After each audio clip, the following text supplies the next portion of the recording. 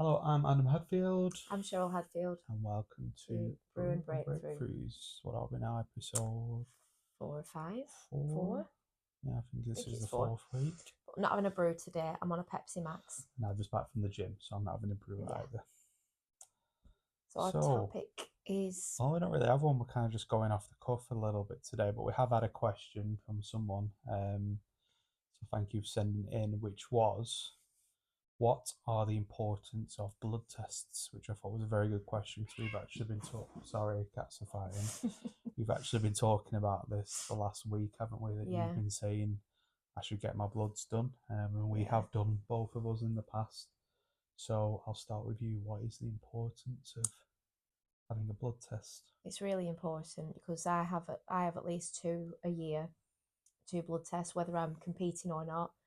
It's important because our body, the internal health markers, what's under the hood, we can't see. Sorry about them. Same with you, you're going to take your car in for an MOT. You don't want it to conk out on the road. You don't want to die on the road. So you should treat having a blood test as important as that. So it's a MOT on your body. Me personally, recently, suffering with quite a few aches and pains, particularly in my shoulder, in my knee, and I follow everything. I'm pretty meticulous with my supplement intake, my food.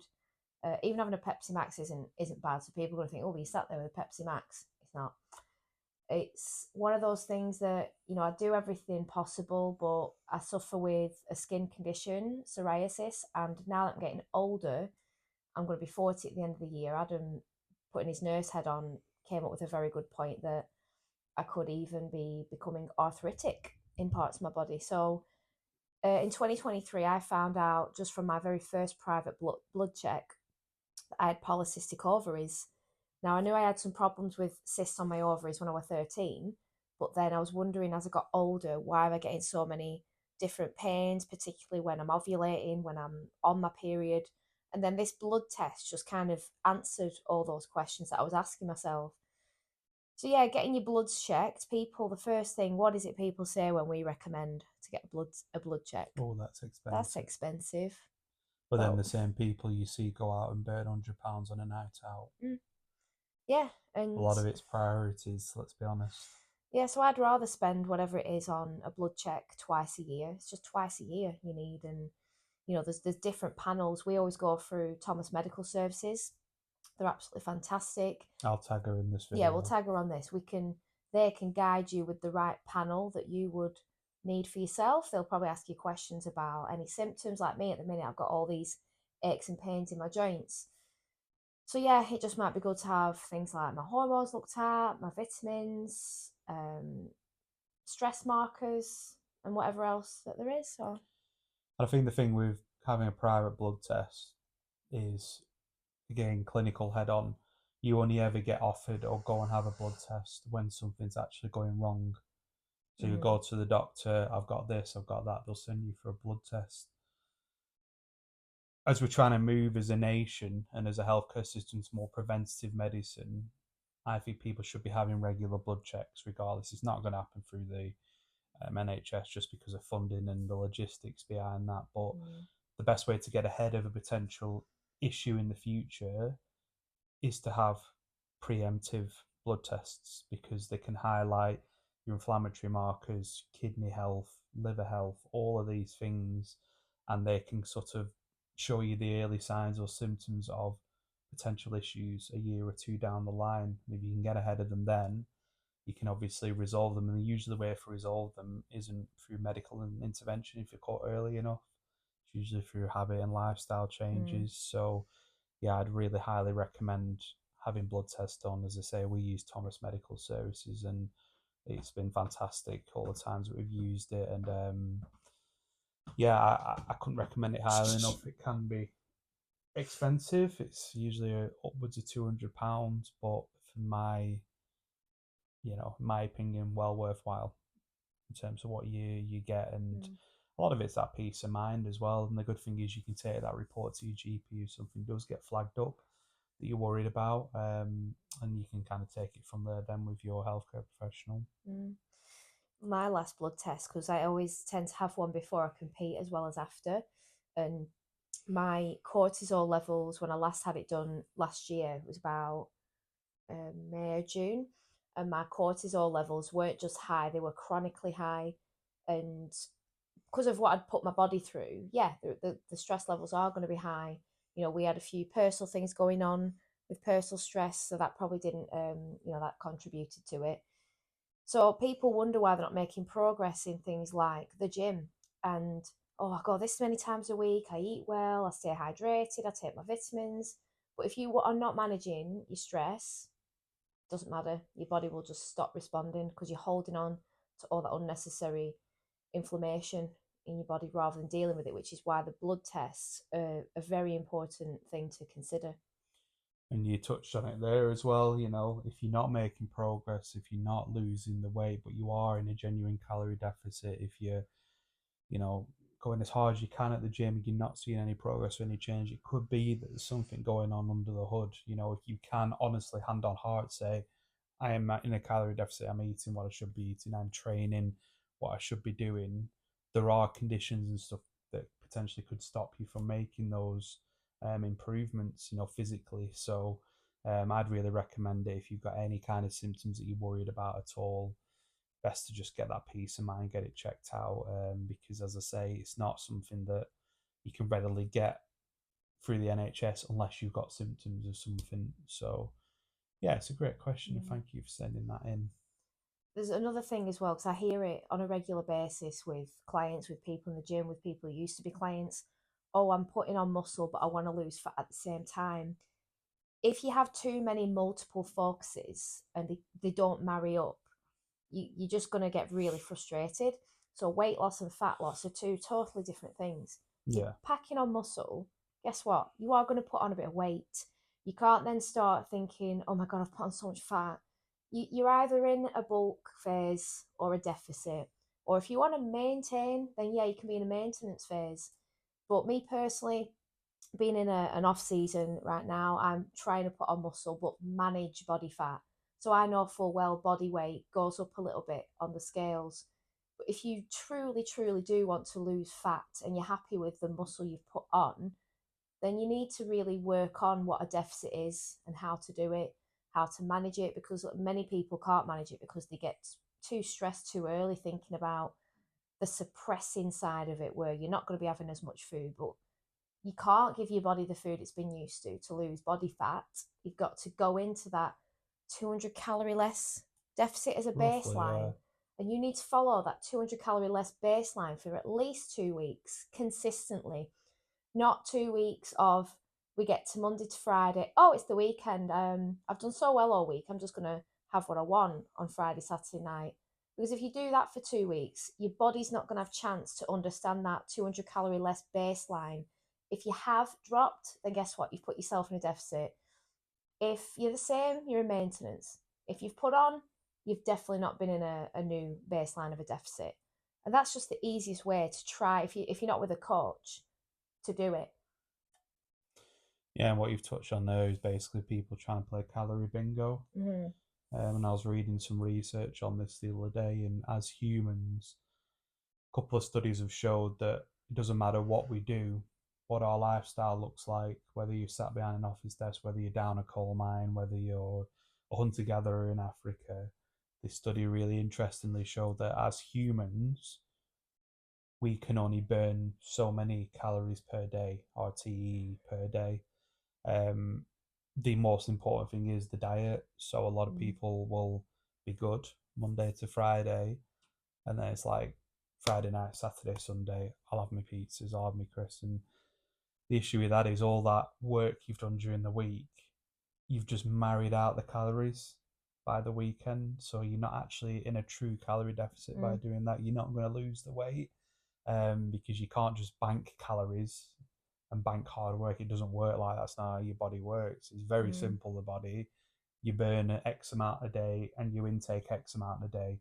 So on those days you've been intaking less than what you've been burning, you'll be gradually losing fat. The days that you're taking on more than what you've been burning, you're going to be putting on weight. So if you're doing that 3 days of the week where you're taking on excess, but then the other four you're not, it's going to balance out and you may see a very small change to your body weight, but not a true calorie deficit. You're not going to No. get to that health goal you want to. And if you're going into I hate the word strict, but a strict deficit, you've got to be able to learn to sit with true hunger.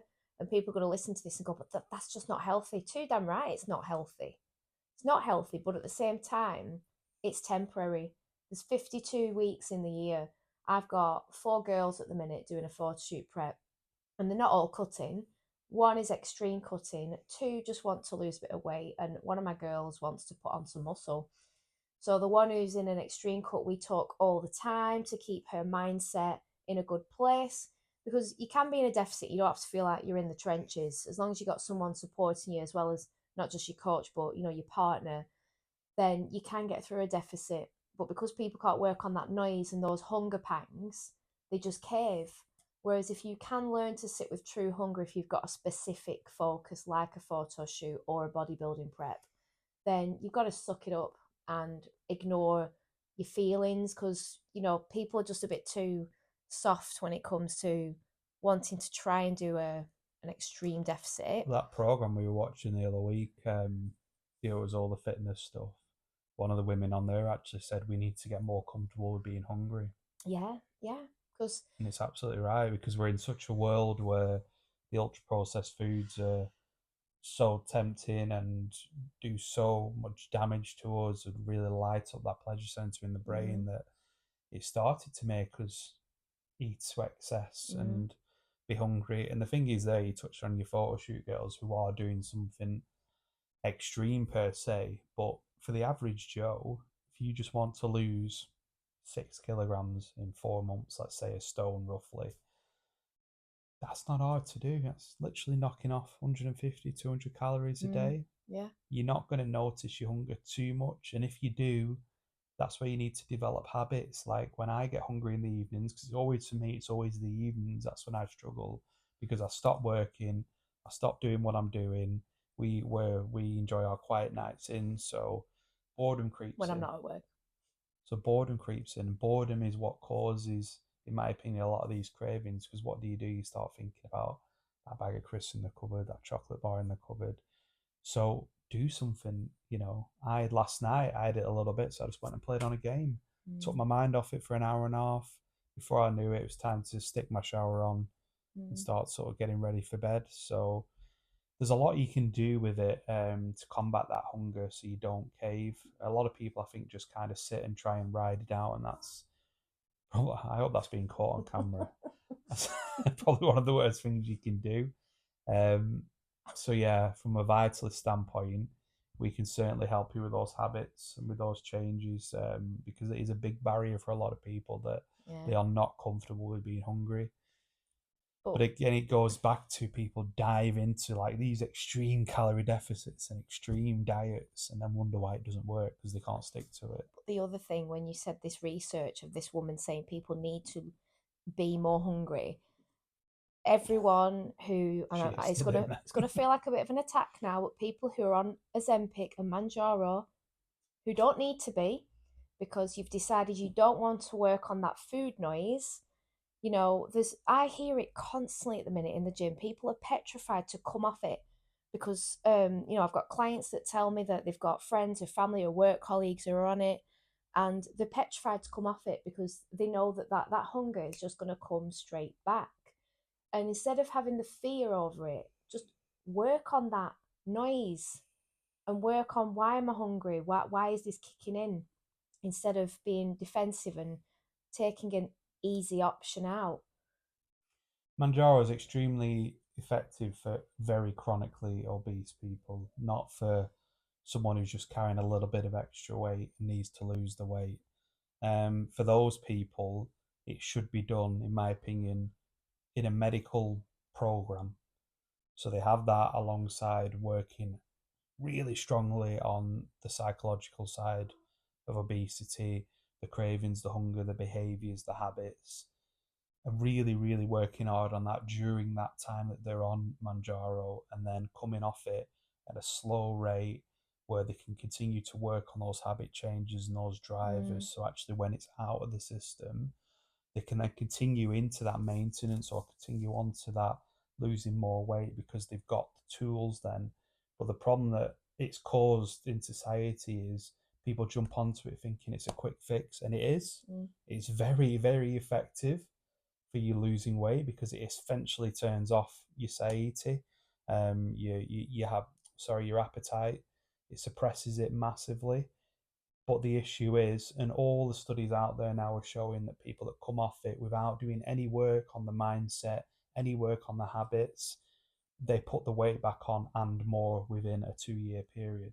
Mm. So if you are going to use it, please first and foremost seek medical advice.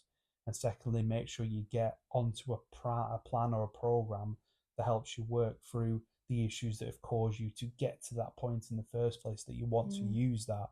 Because otherwise, you're going to waste hundreds of pounds just to see temporary results. And that is the long and the short of it. Yeah.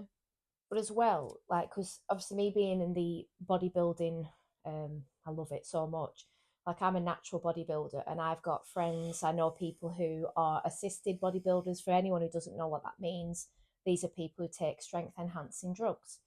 Now, I've spoken to people who like, and people who I know who are probably on Manjaro Ozempic, and they will bash people. Oh my God, they're cheating. They're on steroids. They're not a proper athlete. But then it's just as bad someone going on Manjaro and Ozempic, because that's also cheating. To the people who going back to that don't need to go on it, like people who are diabetic and going through a lot of issues where, like Adam said, get medical advice first. So when these same people go, oh, they're cheating, this, that, and the other, that is another form of cheating, isn't it? With the fat loss. I would disagree with you only because my opinion on it, because of how much work I've done looking at the stats around obesity, ultra processed foods, everything, I think there is no cheating when it comes to health. But my issue with it is it's all well and good you doing it, but if you're not working on the mindset at the same time, it's all for naught. But You what do you know, not agree with me? I just don't agree with the word cheating. Because like we've been in strongman where steroids are allowed. If you follow strongman and you think they're doing it naturally, Mm, you got nothing coming. So mm, there's no. I think the word cheating implies that they're going against the rules of something. Now, if you were a natural bodybuilder and you were taking steroids and claiming to be a natural mm. bodybuilder, I would count that as Well, cheating. yeah. But I think a bodybuilder that's in a federation where steroids are allowed is not cheating. So I think on both sides of the coin, throwing that word around, I don't agree with. For me, like I say, people are, if you want to go on, that's your decision, it's your health, Mm, your body. But as I said, and what I go back to is make sure you have a program in place mm, with your medical professional yeah. or a coach or a qualified nutritionist or a personal trainer, whatever it might be. So you have a plan during that 6 month period, let's say, that you're using Manjaro, where you can work on the issues that got you there in the first place. That's my Mm, kind of view on it. yeah. It's bad how we've gone from talking about I know. the That's the what we usually do when well, we I sit know here. we go off on like lots of different topics, but we're so engrossed and passionate about this, and I absolutely love doing things the truthful and honest way. And I also love teaching people that the power that you want to demonstrate something is within you, as um, hippie woo wah as that sounds, but it's true. And I think a lot of it, people just need self belief, a bit more support. I don't think there is though. Like again, just to use that word that you've just used there, I don't think there is. I don't think weight loss or lifestyle change has anything to do with honesty or anything like that. I know what you're trying to say. Um, people are seen to be cutting corners by using things like Manjaro, and that's a view of opinion that's very strong. If you look out there across like the wellness and lifestyle community at the minute, it's very much you're in one camp or the other. Um, to me, as long as you can get to a point where you are significantly healthier than you were, absolutely fine. The issue with Manjaro, Wegovy, everything else is like any new drug. We don't know the long term side effects of it. It has Mm. been used for years in treatment in diabetes, we do to an extent, but not for the use of obesity. So I would say at the moment, use it with caution because we don't know what it's going to do to people in 20, 30 years. Mm. So, yeah, I think the bottom line for me is there is no right or wrong way to lose weight. There is no easy or hard way to lose weight or make a lifestyle change, whatever you want to do. It is what it is. It's a simple case of, calories in versus calories out, an activity on the side to maintain that lean muscle tissue, your joint health, your bone health, everything else. But I think societally, we struggle with that first part. And that's a whole other episode of why we struggle with that as a society. Yeah. And it is very hard to break out of. That's why I hate coaches that sit there online doing these boastful videos about you just need to work on your mindset. If it was that easy, why do we have a situation where people are having to use things like Manjaro and Wegovy if it was that easy? Because it's not that easy Mm. for a lot of I people. know. And again, it's a whole other episode of why, because of the food we eat and what Mm. we're forced to eat almost by food company. Everything else we could go on and on about Well, it. Maybe it's that's something to toxic. talk about Yeah, next week. next But time. But it is toxic. I'll say one more thing, then we'll wrap it up. Because I saw something today on Instagram, though, this coach looking at this video, and I've seen it before. It's this woman having her bum packed. So she's no bum, but it's for like a photo shoot. And they've got these two big jelly bum cheeks that they shove down her leggings. And then she's posing. And then the guy picked up on a very good point. He said, this absolutely really frustrates me because now there's going to be women out there who are already very body conscious. They're going to look at this. They're going to we've go, seen it in our clients. I know, but they're going to look at it and go, oh God, I want to look like that. And Like social media paints this picture of perfection I know. and makes us want to ascertain that perfection. But if you are working a 9 to 5 job, you've got kids, you've got bills to pay, you're living around the breadline, even if you're doing well off, to get to that stage and to ascertain bodies like that, Mm, regardless of them being fake, just general people, is nigh on impossible for the average person. That needs to literally be your job to get into mm. conditions and looking like that. I just don't see the point in people promoting it because it's No, just and making that for me is people, cheating. If we're yeah. going to use that Oh, word, yeah, stuff like that's yeah, cheating because, like I say, you're painting a picture of perfection that clearly doesn't mm, exist. yeah. So, But as well, we'll wrap this up now. If anyone, because we touched up on quite a lot of hot topics yeah, there, I'm going to have to watch it back to do the caption because I can't remember what we just talked it's about. about bloods. But if you agree, disagree, because Adam disagreed with me a few times there, throw them in the comments, get into a good little conversation, even a debate. We don't mind. Yeah, just keep it pleasant Yeah, because, you don't know what people are going through. You no, don't know what's driven people to use Ozempic, Wegovy, Manjaro. So yeah, I think it's about being nice. You don't know what people's situations are. mm, As I said, it's not a case of, someone being lazy or anything like that. In most cases, there is a genuine reason behind it. So absolutely fine to have debates. mm, But yeah, just keep it pleasant is all I yeah, would say. yeah. Well, thank you very much, and Thank you. we look forward to seeing you next week. See you later.